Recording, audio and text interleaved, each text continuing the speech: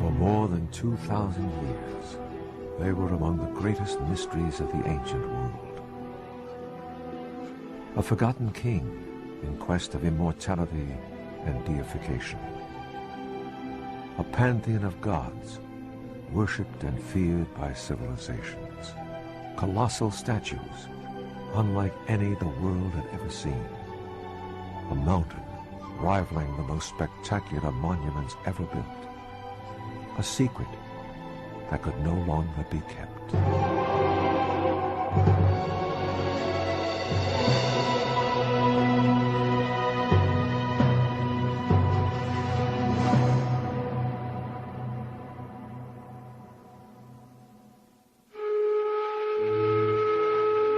Late 19th century.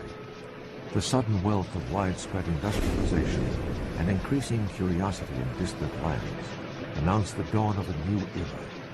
Archaeology had become the new world sensation.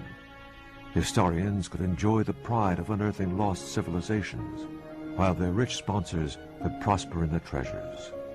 With their finds, the Germans and the British led the way in world archaeology. By 1881, Karl Humann had discovered the Pergamum Temple. Heinrich Schliemann had been digging at Troy for 11 years, and Howard Carter was 41 years away from discovering the tomb of Tutankhamun. That same year, the Prussian Academy of Sciences in Berlin received a mysterious letter from the German consul in Izmir, a port city located at the western coast of the Ottoman Empire, now Republic of Turkey. Karl Sester, a German railroad engineer, claimed to have discovered a number of colossal statues on a mountain summit in eastern Turkey. There was more. Sester insisted that the mountain was more than 7,700 feet above sea level, and the statues were Assyrian, the prized ancient culture of the day. The members of the Academy were puzzled.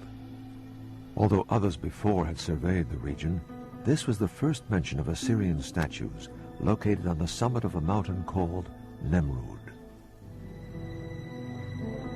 The Academy quickly commissioned Otto Puchstein, one of their brightest, to meet Karl Sester in Cairo and set out on an expedition deep into uncharted Anatolia.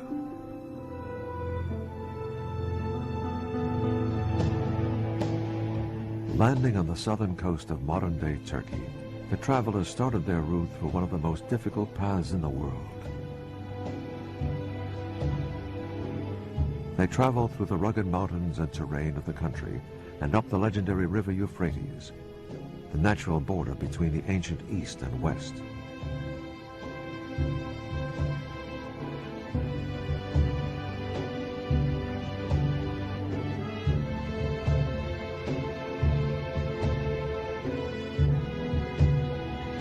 On April 30th, 1882, they were at Adıyaman, the destination city of the trip.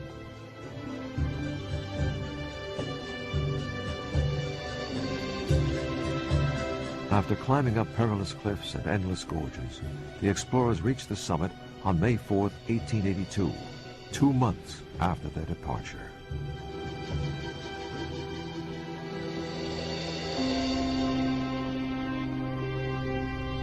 What I first beheld was entirely surprising.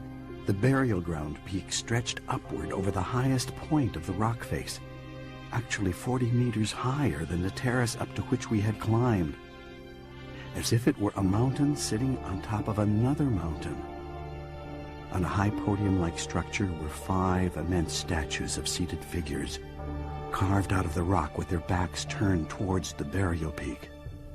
Otto Puchstein.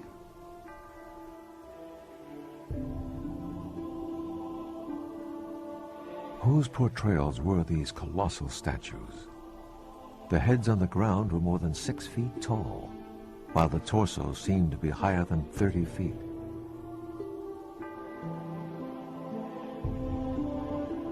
As he surveyed the site, Puchstein noticed that one of the figures had a club in his left hand. Could this be a portrayal of the Greek god Hercules? He decided to take a closer look.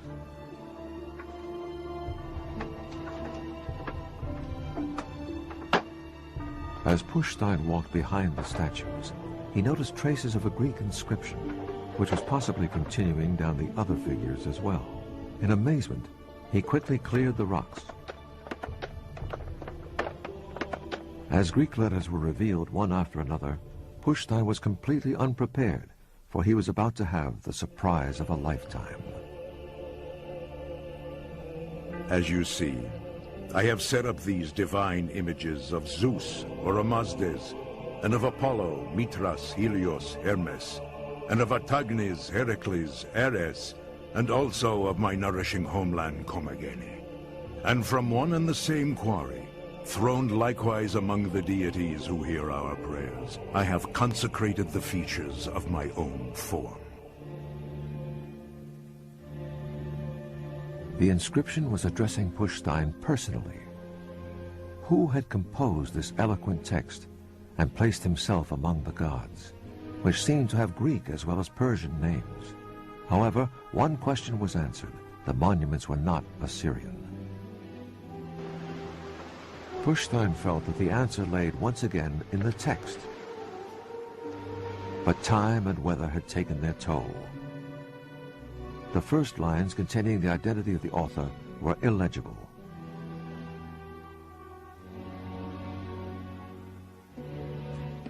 As he paced around, trying to solve the mystery, Pushstein noticed a way leading to another terrace behind the tumulus. When Pushstein came around the tumulus to the west terrace, he was both surprised and delighted to find that the sculptural and architectural features on the west terrace duplicated those of the east terrace. We find here the same sculptures and the same inscriptions. And for Pushstein, it was the inscriptions that were the most important. This allowed him to fill in gaps in the inscription that were missing on the east terrace with those of the west terrace. Piecing the text with the inscriptions on both terraces, Pushstein now had another clue. All of the father gods of Persia, Macedonia, and our own country, Commagene, will continue to bless their children and their grandchildren.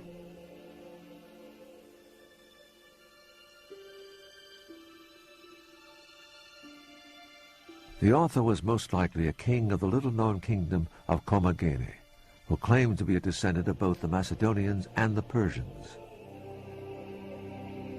But which king was it?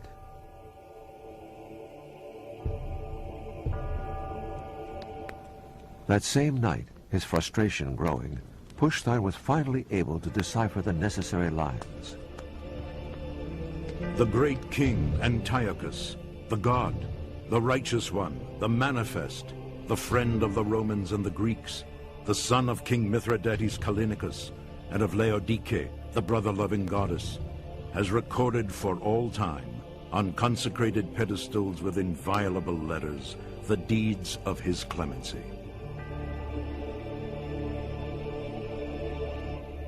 This inscription that Pushstein deciphered in 1882 at Mount Nemrut is one of the most important discoveries of the Hellenistic world.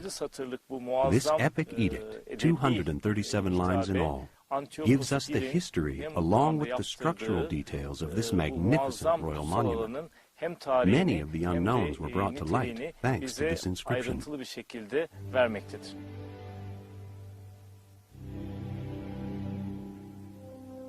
Once he discovered the identity of the king, Pushstein could now concentrate on the site itself. The figures were unlike anything he had seen. They seemed to be neither Greek nor Persian, but a synthesis of the two worlds. As impressive as the statues and reliefs was the overwhelming 150-foot-high tumulus, with millions of piled-up loose limestones. Overlooking the wide landscape, it towered over the two terraces. Pushstein immediately realized that this was the highest tumulus in the known world. The significance of their discovery was well beyond anyone's expectations. One of the important aspects about the discovery and study of Nemrut and its sculpture and its architecture and its inscriptions was that it filled in a great gap in the history of the region. We know a lot about the Persian Empire to the east and the south, and a lot about the Greeks and the encroaching Roman empires, and a lot about Armenia.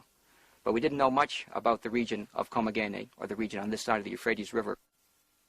Bir kere o devre kadar hiçbir zaman bu kadar kolosal, bu kadar Nothing of this muazzam size had büyüklükte ever been eser discovered till that day. görülmemiştir Helenistik çağ eserler arasında. There was no other Ve monument comparable in size ilk from the kez Hellenistic period, Batıyla Doğu which displayed dinlerinin, Eastern and Batıyla Western, Doğu'yu in this bir arada case Greek birleştiren and Persian böyle bir influences so sentez yok. distinctly. Ondan sonra bu yükseklikte Also, yani there is 2100 no metre other monument yükseklikte built at yapılmış such an böyle bir eser elevation, yoktu. at 7,700 feet O above sea zamana kadar level. hiç bilinmeyen bir sözcükle tanımlanıyor bu. Lastly, we find a new word unknown to Hierotezyon scholars deniliyor. till Nemrut's Hierotezyon discovery. ilk kez bu Hercules-Vahagn, yazıtlarda ortaya çıkıyor ve ilk kez which is bu the name of this anıtın monument, ismi oluyor. and Hierotezyon means yani kutsal sacred mezar burial anlamına ground. geliyor. As Pushstein rapidly prepared for his return journey, he once again turned to the inscription, and Tychus presented him a parting gift. I have taken forethought to lay the foundation of this sacred tomb, which is to be indestructible by the ravages of time, in closest proximity to the heavenly throne, wherein the fortunately preserved outer form of my person will rest through immeasurable time. The king was most likely buried in a tomb chamber located beneath the tumulus. If found, this would be the one and only unplundered burial chamber from the Hellenistic world. What started out to be a modest expeditionary trip had become one of the greatest archaeological discoveries of its time.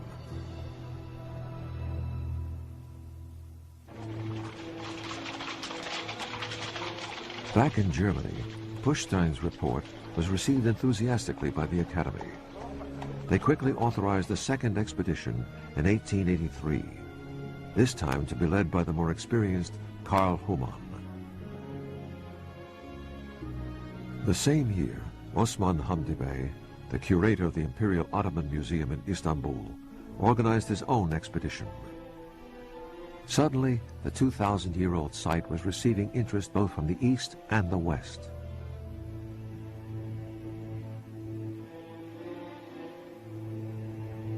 The Humann-Pushstein expedition, with their larger and more experienced crew, was able to study the site in more detail. They discovered more than 70 ancestral reliefs of Persian and Macedonian Greek dignitaries that represented the genealogy of Antiochus.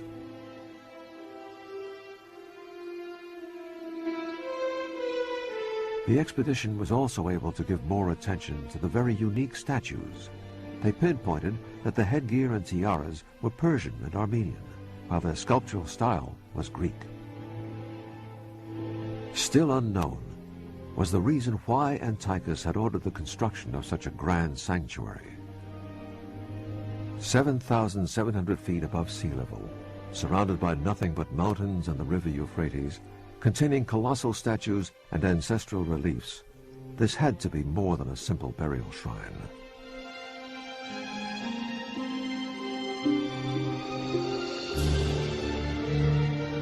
Unfortunately, cloudbursts, strong winds, unbearable heat during the day, and freezing temperatures at night prevented any further analysis. The answers were left to future digs. The jumbled condition of the site and the overturned nature of all the sculptures made it that much more difficult for them to understand what they were seeing. They could not imagine the scale of the site. They could not read many of the inscriptions. They could not read many of the sculptures. They had to begin to slowly turn them over before they were finally overwhelmed with the wonderful discovery that they had made. Surprisingly, despite all their discoveries, Humann and Pushstein, as well as Osman Hamdi Bey from Istanbul, described the site as nothing more than an impressive local product. Consequently, the archaeological world perceived the site only as the pompous self-gratification of an egotistical king. Hence, the awakening after 2,000 years was once again transformed into a state of dormancy. That is, until a woman from New York City decided that there was still much more to be said on Mount Nemrut.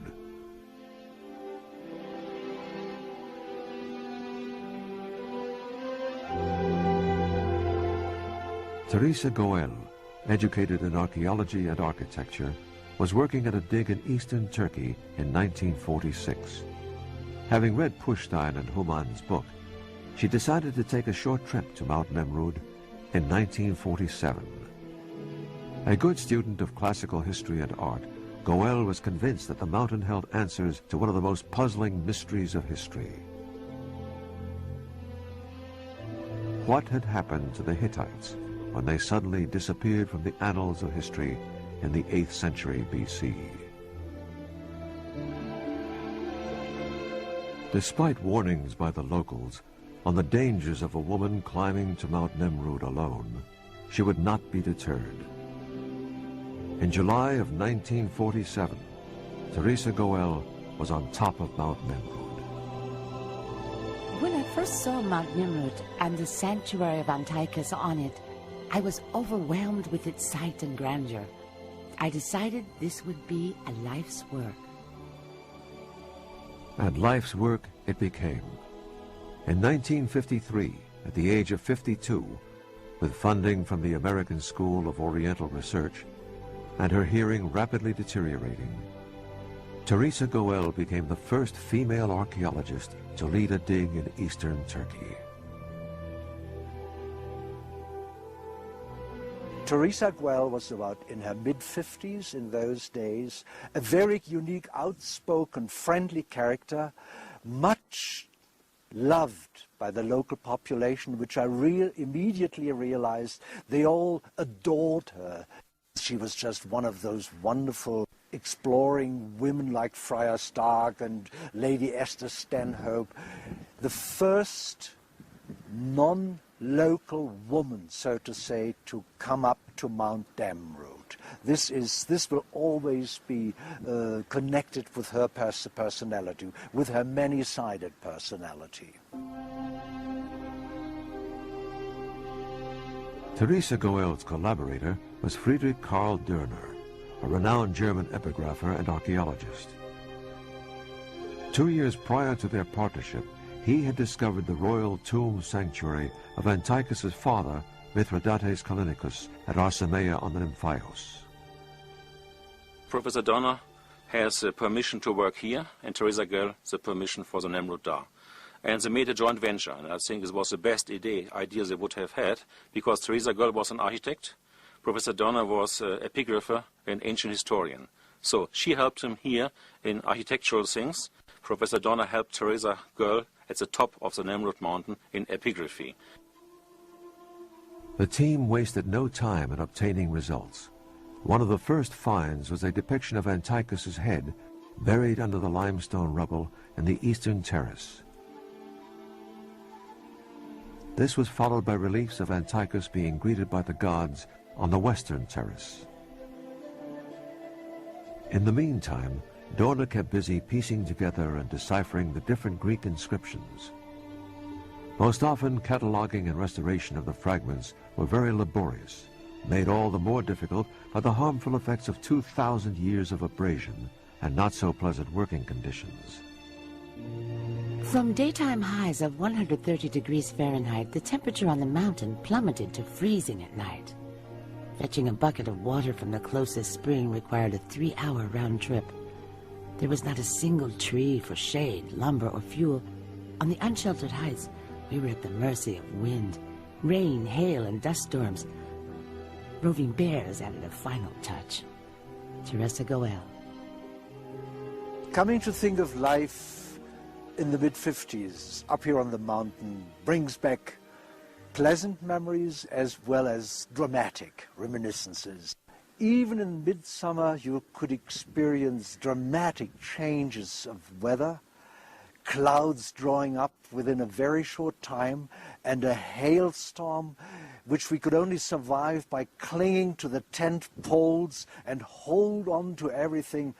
But nevertheless, a lot of things got blown around, and it was always kind of a disaster after the storm. Despite the adverse conditions, Goel and Dörner proceeded tenaciously to compile as much information as they could on the mountain. They were now able to construct a very accurate plan of the site, A closer examination of both the sanctuary on Nemrut and Arsamea on the Nymphios revealed many common aspects, such as the double platform, stepped socles, dexiosis reliefs, and the two longest Greek inscriptions in Asia Minor. The Nemrut sanctuary, with its hybrid statues of Hellenistic, Persian, and Hittite influences, was a more embellished form of the earlier Arsamea sanctuary. It was evident that the site of Antiochus was rooted in tradition and syncretism. Clearly he's blending Persian, Iranian, Macedonian and Greek traditions in the art and in the monumental sculpture. But in addition, he's forging something new. He's clearly believes that he's forging a new Commagenian identity. Among all the relics, one took center stage. A lion relief, excavated on the western terrace, was constructed in the realistic Greek tradition, but the head and mane clearly displayed Hittite influences. Moreover, on its back were 3 planets, 19 constellations, and a crescent moon. The inscription on the lion identified the 3 planets as Jupiter, Mercury, and Mars, all of them surprisingly being represented by the god statues in the sanctuary. This is a horoscope depicting a particular date in time. It is the earliest known Greek calendrical horoscope, a unique feature in archaeological excavations.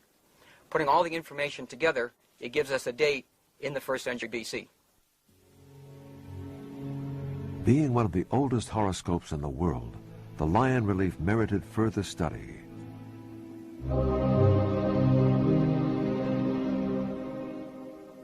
In 1955, analysis of the alignment of the constellations revealed the date to be July 7th, 62 BC. As to what it signifies, opinions vary till this day. The date of 62 BC could correspond to a number of events in Antiochus's life. We know that around that same date, he came to a peace treaty of sorts with the Romans. So this could signify the date at which Antiochus ascended to the throne or became a legitimate king in the eyes of the Romans. It could also represent equally, given the length of time that we know that it took to build the Hierothesion of Nimrodog, this could also represent the foundation stone of the site. One thing was certain, though.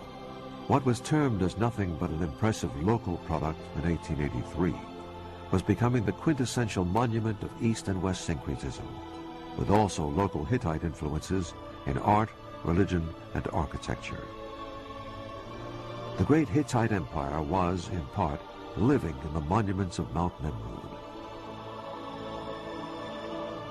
After Teresa Goel had studied the site for a number of years, it became clear to her that the influences on Antiochus' design came from more than just the Persian Empire and the Greek world. There was a considerable amount of Hittite influence here at the site as well. And it demonstrated to her, and she tried to convince the rest of the world of the fact that perhaps the influences of the Hittite period that continued later into the Syro-Hittite Empire had not died out several hundred years before, but were always at work here in the area of Commagene. The archaeological world now had a greater appreciation of the history and influences of Mount Nemrut. Every inch of the monument echoed the presence of its builder.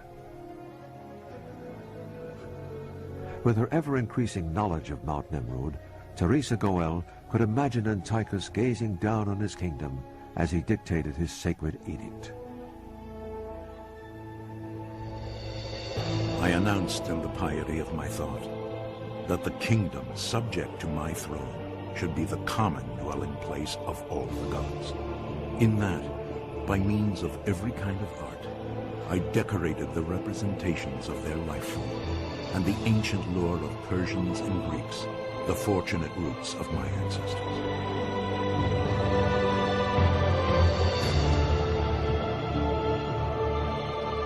You have to wonder what really drives a man to build on such a monumental scale. The autobiographical inscriptions, the scale of the monuments, the actual location of Nemrut all point to a man who must have been brimming over with self-confidence. We can even say that perhaps Antiochus was brimming with vanity. Surely it was something like vanity that allowed a man to build on such a monumental scale on the highest point in this part of the Taurus mountain region. Due to the pioneering works of Teresa Goel and Dorner on Mount Nemrut, Antiochus and the Commagene dynasty were ready to emerge from the mists of history.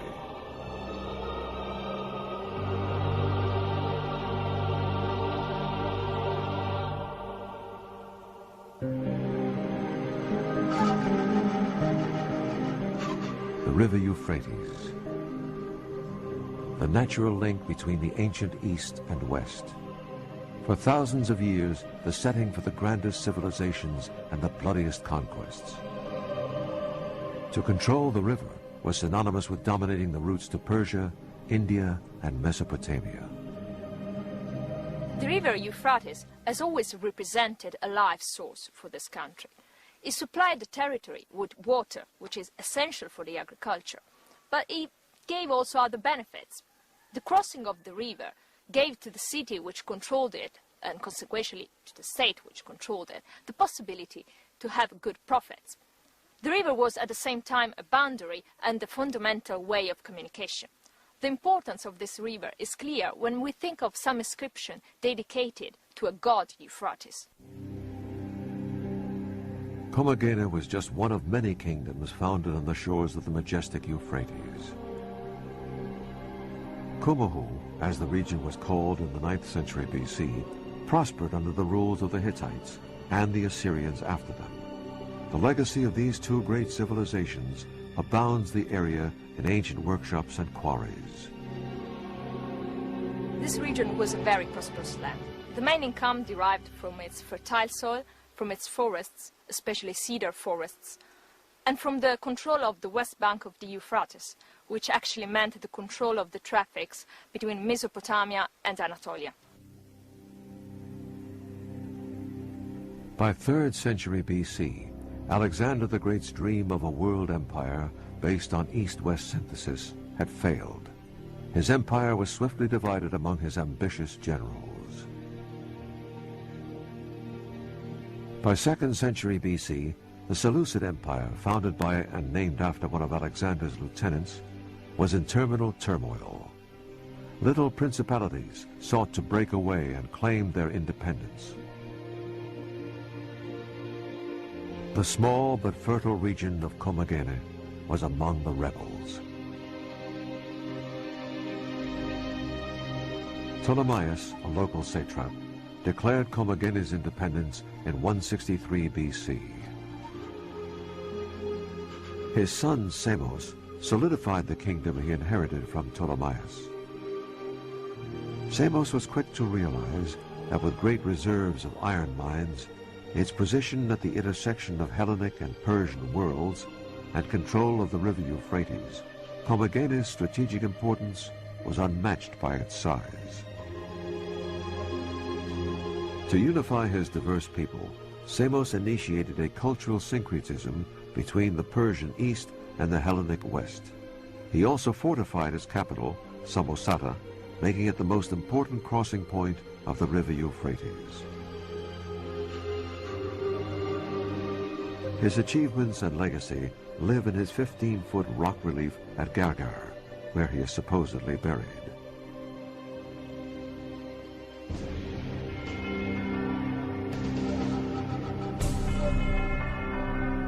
In early 1st century BC, with the rising threat of the Parthians and the Armenians, small kingdoms faced annihilation or annexation. In this political climate, Samos arranged a marriage between his son, Mithridates Kallinicus, and a Seleucid princess named Laodike. With this union, Commagene joined the royal house of the Seleucids, as well as the Egyptians. The marriage also produced a son. They named him Antiochus. A very good example of the diplomatic strategy of these Commagenian kings is the case of Samos.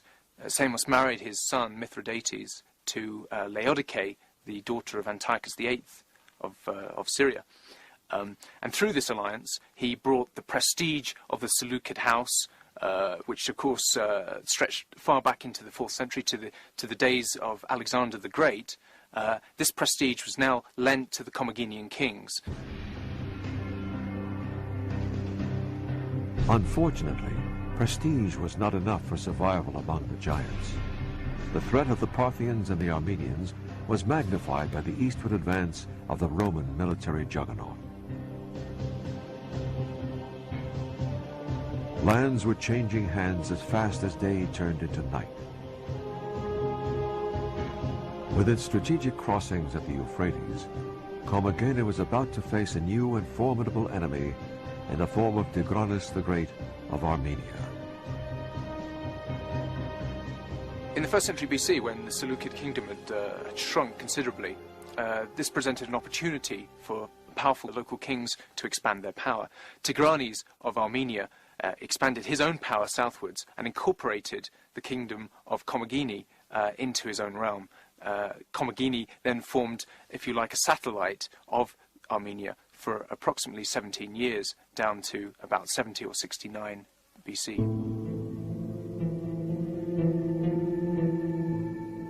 Around 70 BC, amidst all this turmoil, a coronation on the skirts of Mount Nemrut marked the beginning of a new era, both for Commagene and Asia Minor.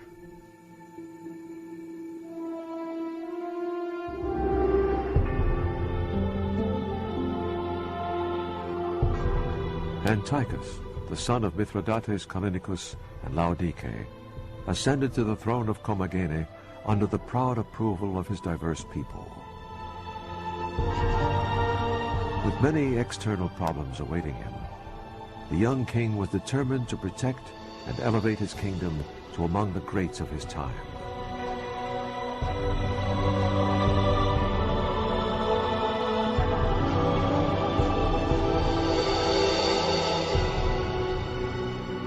Antiochus is the most well-known king of Commagene. He claimed to be the descendant of Darius I of Persia and Alexander the Great of Macedonia. He was the founder of a religious and cultural project in order to create a cult for himself, for his father, and for some deities which were born from a syncretism between an Iranian pantheon and the Greek pantheon. In 69 BC, Tigranes the Great was defeated by Lucullus, but the double threat of the Romans and the Parthians remained. The Parthians coveted Commagene as a gateway to the west, while the Romans desired it as a stepping stone to the Near East.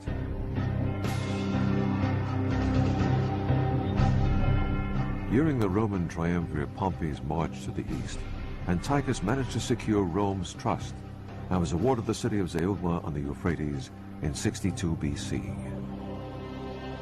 This date changed his life, we can say, because without that money he earned from the trade routes in Zeugma, Antiochus of Commagene would never have been able to create places like Nemrut and Asamea on the Nymphias with such fantastic figures and statues and great inscriptions.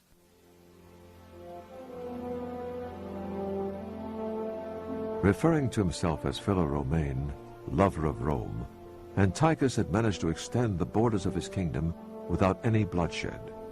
But he knew that for long-term survival, he had to balance the Roman alliance with the Parthian one as well. In 40 BC, Antiochus gave his daughter Laodice as a wife to a Parthian prince, Oromasdes II. This is because dynastic marriages provided always a means of consolidation. With this marriage, Antiochus tried to steer cautiously between two powers, the Romans and the Parthians. A cautious statesman playing a delicate game of international politics, Antiochus enjoyed a period of calm and prosperity between 62 and 36 BC. He initiated a cultural and religious program that would lead to monuments, which, in time, would become synonymous with absolute grandeur.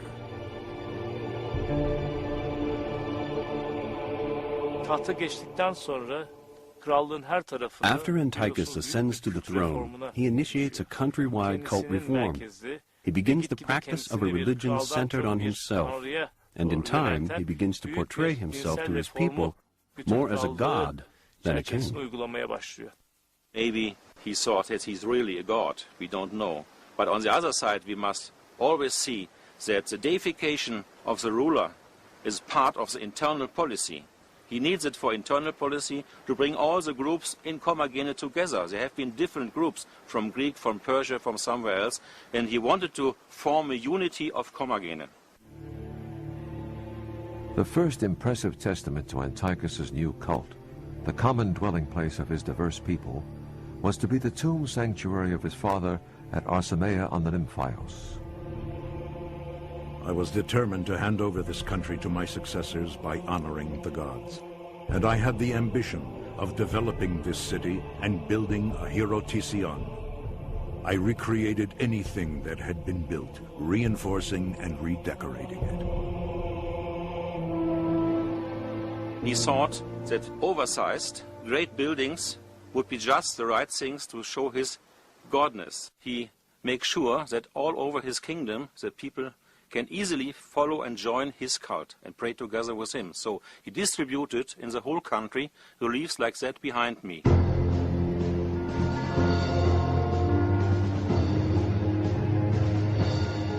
However, the period of peace was interrupted when Pacorus, the Parthian heir apparent and the son of Antiochus, his son-in-law, crossed the Euphrates and invaded Roman territory. Torn between his two alliances, Antiochus sided with his son-in-law and helped the Parthians. The Romans were furious.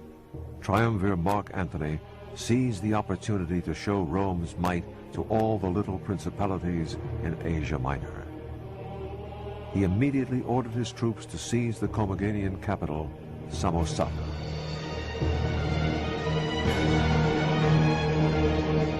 Suddenly, Antiochus and his little kingdom were up against the most powerful empire in the world.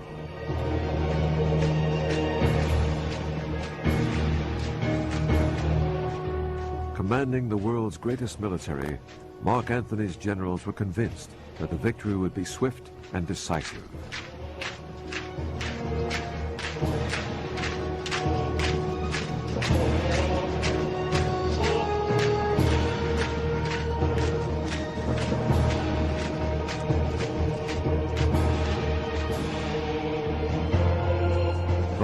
Retreating to the well-protected Samosata fortress, Antiochus and his skilled archers were ready to make their stand against the Romans.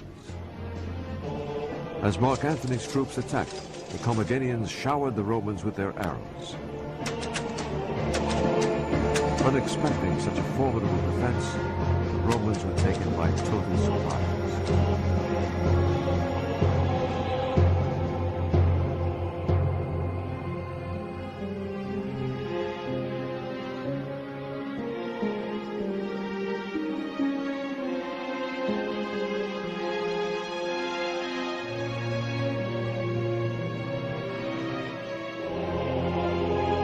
Antiochus had managed to stop the Roman attack.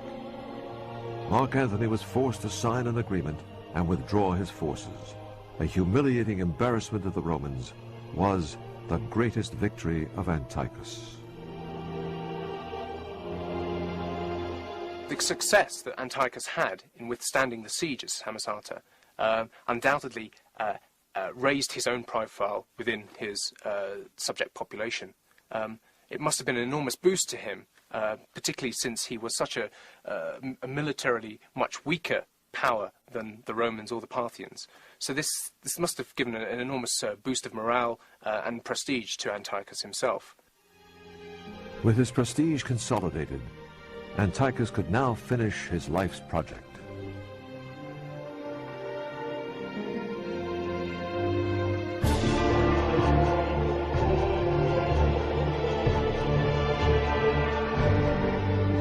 His tomb sanctuary would be a testament to his success, as well as a pilgrimage site for all his people. Here, they would honor him and the gods for all eternity. The establishment of the ruler cult here on Nemrut, and his placement of himself amongst the gods while he was alive, and the prescription that he had all the inhabitants come up and worship him twice a year, once in July and once in December, were probably done to ensure his place in history. This was to ensure that not only he was immortal amongst the gods, but also immortal amongst not only the equivalent kings of the time, but also immortal amongst his townspeople. To ensure his immortality, Antiochus presided over one of the greatest and most difficult building projects in human history.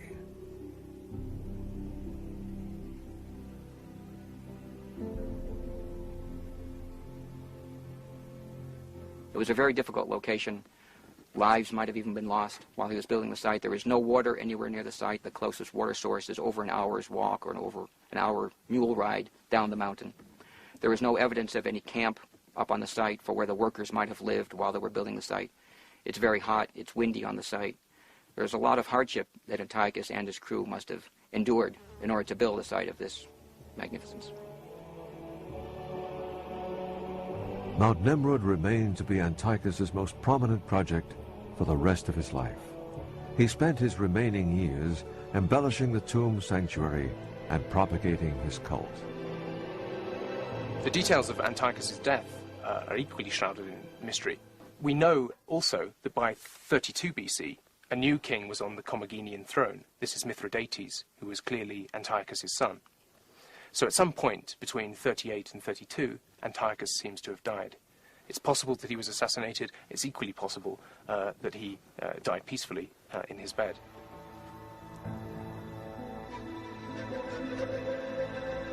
Antiochus' son, Mithridates II, added monuments of his own at Karakush, where his mother and sister were buried, and Sasonk, his own burial sanctuary.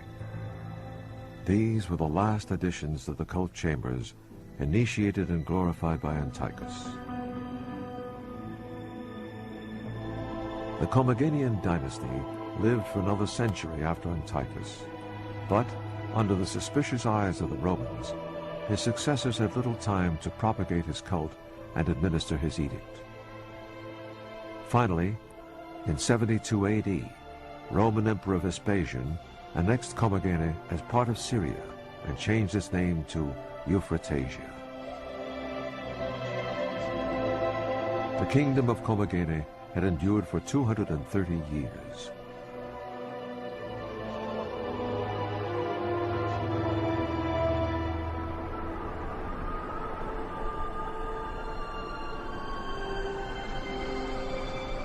The glorious reign of Antiochus is long gone.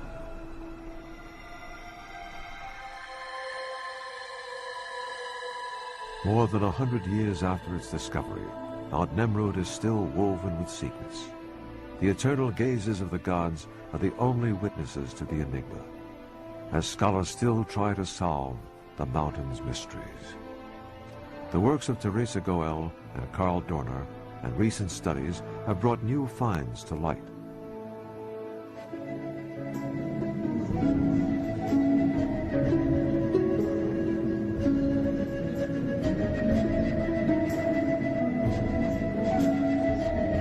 Some historians insist that the cult center was never completed, and the magnificent rituals Antiochus had envisioned were never realized by his followers. We know for sure that the reliefs on the northern terrace were never completed. Also, if we take a look at the Antiochus head on the eastern terrace, it will be obvious that it was never completed also. All the details of the Antiochus head on the western terrace, such as the ears, the nose, and the mouth, were complete. But none of these details can be seen on the one in the eastern terrace. It's very rough. When we add all these indications together, we can say that the Hercules-Vahagn, Mount Nemrut, was never completed. The greatest mystery centers once again on Antiochus. Was he really buried beneath the massive man-constructed limestone hill? Or was he buried by his father's side at Armenia on the Nymphios, or along with his ancestors at Gargar? What became of his tomb chamber? the answers have eluded archaeologists since Pushstein and Teresa Goel.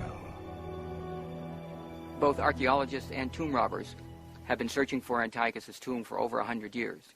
And probably the primary reason for that is that if it were ever discovered, it would probably be one of the only undisturbed Hellenistic tomb of a ruler ever found. And that would place its importance up there with King Tut as one of the great finds in archaeology. Teresa Goel attempted to dig for the tomb on Nemrut numerous times between 1954 and 1961, while Dörner searched for the burial chamber at Arsamea on the Nymphios. But, lacking modern-day equipment and precise instruments, these attempts yielded nothing but damage to the exterior of the tumulus and the statues. Where Antiochus was buried is probably uncertain. He is probably not buried here. There is no evidence that he was buried here. Teresa Goel's excavation spent many years probing into the mound to find out whether he was buried here. All of them were unsuccessful. She sunk several tunnels into the mound, at the base of the mound behind the statues, to try to find the chamber, and no entry chamber was found.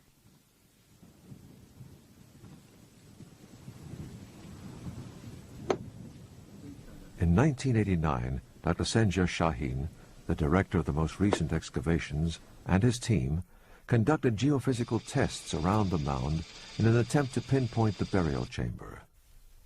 The tests have yielded 3 anomalies within the tumulus.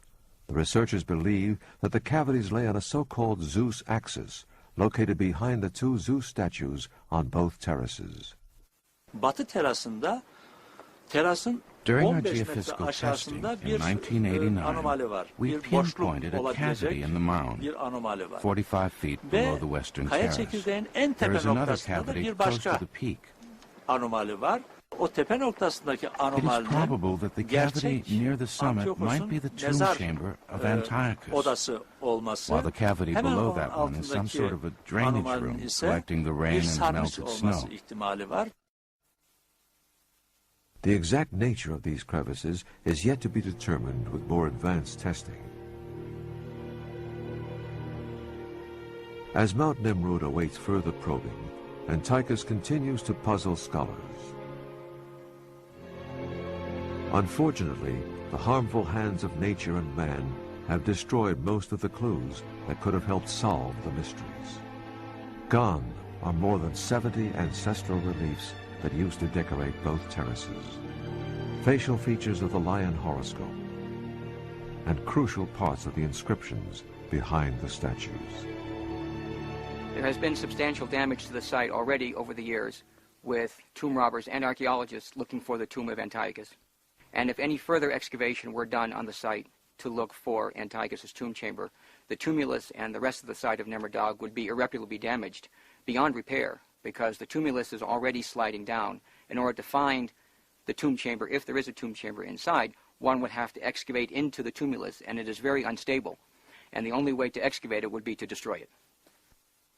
There is nothing in the world comparable. You find statues, you find tumuli, you find pyramids, but you do not find huge, oversized, gigantic, colossal statues in a mountainous area in conjunction with the tumulus.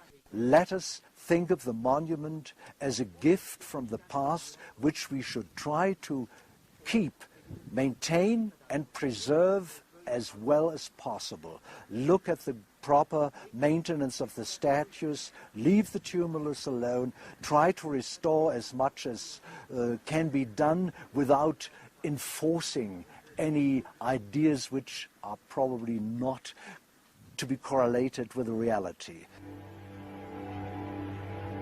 Antiochus himself warned ancient and modern-day trespassers scheming to desecrate his sacred burial ground.